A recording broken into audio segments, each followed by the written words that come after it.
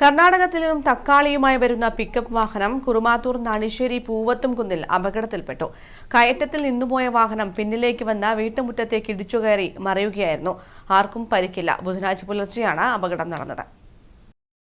Bavuparamba പൂവത്തുംകുന്ന് കള്ളുഷാപ്പിന് മുന്നിലെത്തുന്ന airport റോഡിലെ ചെങ്കുത്തായ കയറ്റമാണ് ഭാരവാഹനങ്ങൾക്ക് വിനയായിത്തീരുന്നത്.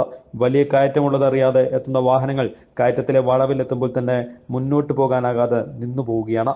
പല വാഹനങ്ങളും ഇവിടെ നിന്ന് പിറകോട്ട് വരുമ്പോൾ നിയന്ത്രണം നഷ്ടമായി റോഡരികിലെ ശേഖരൻ എന്നയാളുടെ വീട്ടുമതിലും ഗേറ്റും തകർത്ത് മുറ്റത്തേക്ക് ഇടിച്ചു കയറാറാണ് പതിവ്. ചുരുങ്ങിയ കാലയളവിനുള്ളിൽ തന്നെ 7 വാഹനങ്ങളാണ് ഇവിടെ ഇടിച്ചു കയറി അപകടമുണ്ടായത്.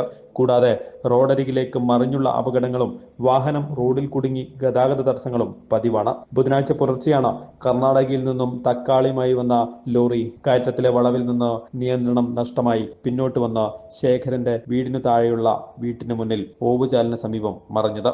വാഹനത്തിലുണ്ടായിരുന്നവർ അത്ഭുതകരമായി രക്ഷപ്പെട്ടു. നിരന്തരം അപകടം നടക്കുന്നതിനാൽ പ്രദേശവാസികൾ ഭീതിയിലാണ്.